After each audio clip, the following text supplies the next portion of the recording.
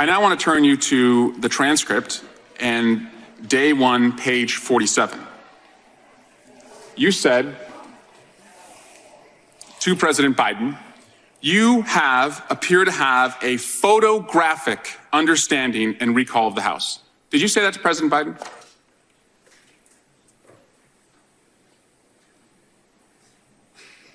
Those words do appear on page 47 of the transcript. Photographic is what you said. Is that right? That word does appear on page 47 of the transcript. Never appeared in your report, though. Is that correct?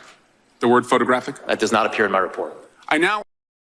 That word does appear in the transcript. That word does not appear in my report. That's Special Counsel Robert Hur, who's more like a GOP operative. You see Robert Hur right there under questioning from Democrat Eric Swalwell. Robert Hur testifying before the House of Representatives today about the report that he prepared. And as part of the narrative that came out from that report was that President Biden had a bad memory and couldn't recall dates, not to mention that the report completely exonerated President Biden. The report said that President Biden committed no crime, but the report itself was very defamatory. It was utilized by all the major media to pursue a narrative that President Biden had a bad memory, that he was old, that he was not capable of remembering basic things. And when you actually read the transcript, and folks, this is why we always say in the MeidasTouch Network, read the transcript, not the narratives that are put out there. The transcript says, Mr. Hur, understood. That was very helpful, referring to what President Biden just said. We have some photographs to show you, but you appear to have a photographic understanding and recall of the House, a photographic understanding. And then as White House advisor Ian Sham says, he goes, you can't make this stuff up. When you go to page 72 of the transcript, it's not President Biden who admits to misremembering things from moments earlier. It's the Special Counsel Robert Hur himself. Robert Hur says, and please correct me if I'm misremembering what you told us, but I think you mentioned a couple of file cabinets that I think you said purchased in order to place them into the Chainbridge Road residence. Did I hear you correctly, or am I misremembering? And then President Biden goes, no. That I purchased. I don't remember having brought any. I may have, actually, I'm not sure. And Mr. Hur goes, I may be misremembering. And by the way, you really can't make this stuff up, folks, because in the very first sentence, as pointed out by Kyle Cheney here, in the very first sentence, the first part of Robert Hur's interview with President Biden, which has now become not about what it was supposed to be about, which is whether a crime was committed, which it expressly said there was no crime committed. It's about Biden's grasp of detail, of dates and recall. Hur gets the time of day wrong. He starts off like the very way this interview starts is Robert Hur, the special counsel, saying, good morning, everybody. Mr. President, thank you for the time.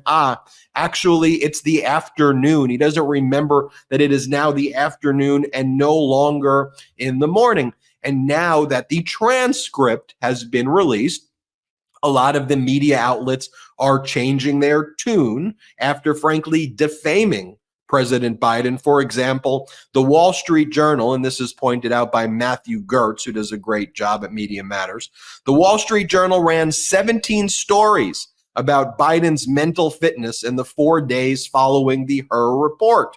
After reviewing the transcript, the paper concludes that it shows Biden veering into frequent digressions, but not stumped on basic factual questions. And then similarly, when you go to the Washington Post's analysis of this report as it compares to the actual transcript, the Washington Post says that President Biden, quote, doesn't come across as being absent-minded as Hur has made him out to be.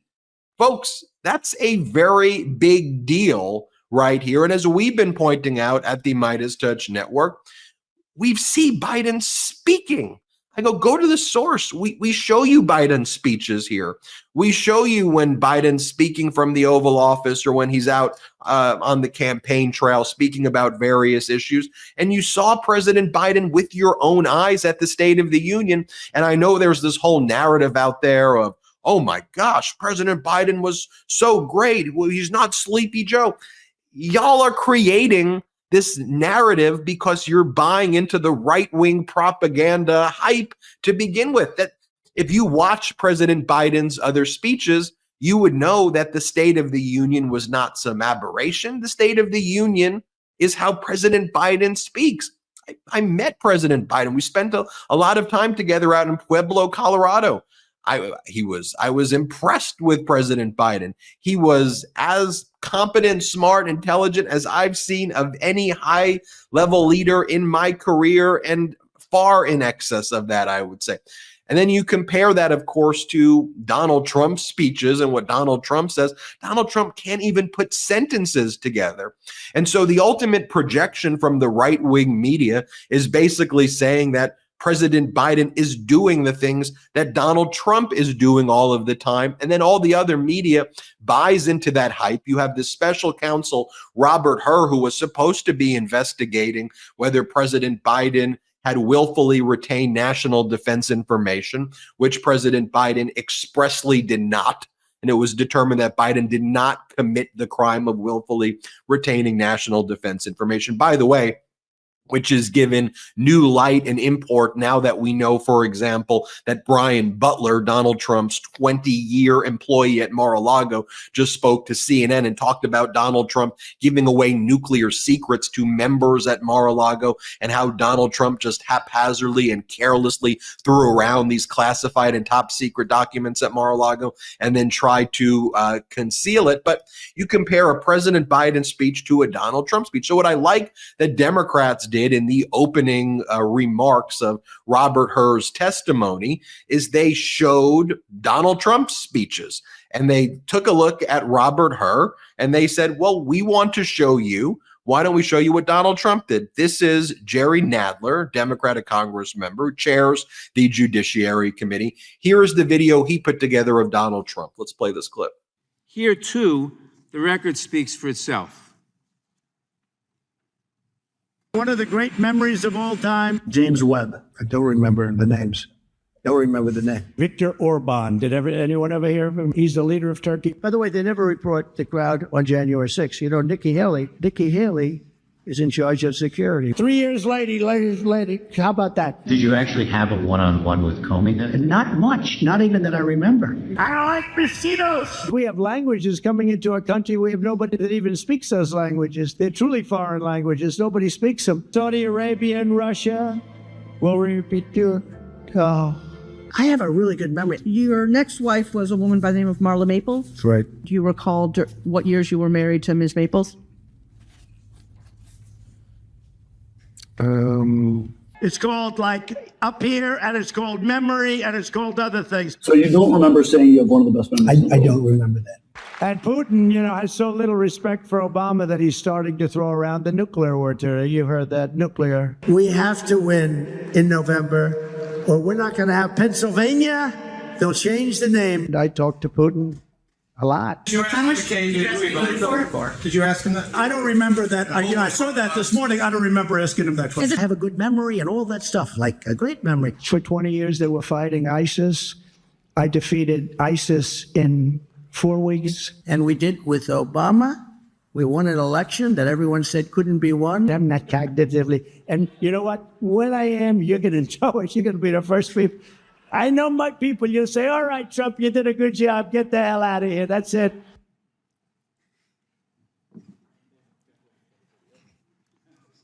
That is a man who is incapable of avoiding criminal liability, a man who is wholly unfit for office, and a man who, at the very least, ought to think twice before accusing others of cognitive decline. Powerful stuff right there. And it seems that the members of Congress may be watching the MeidasTouch network, noticing a lot in that supercut that looks similar to the types of videos that we've been showing here. And look, it's just important to go to the source material, not the narratives, right? And I mean, the same way you had the Bill Barr kind of cover up of the Mueller report to recast what the actual testimony was, you kind of have the reverse of that right here, where you have the Hur report, which basically pushed this narrative that's ultimately inconsistent with the testimony and the transcript, not just of President Biden, but what Robert Hur was saying in the transcript. You have a photographic memory, a photographic recall, President Biden, and then you don't put that in the report. That right there is some shameful, shameful stuff. But I'm glad the Democrats are fighting back, and I'm glad the pro-democracy community is exposing it. Folks, I just want the truth, the whole truth. Just give me the facts, please. I'm Ben Meiselas from the MeidasTouch Network. We will get you more updates from this hearing. As the hearing continues and concludes, we'll give you a full recap, but I wanted to share with you that part right there, that Special Counsel Robert Hur's report is, I think, just being exposed for its fraudulent narrative. Thanks for watching. Hit subscribe. We're on our way to 3 million subscribers. Thanks to your support. Have a great day. Hey Midas Mighty, love this report? Continue the conversation by following us on Instagram @MeidasTouch to keep up with the most important news of the day. What are you waiting for? Follow us now.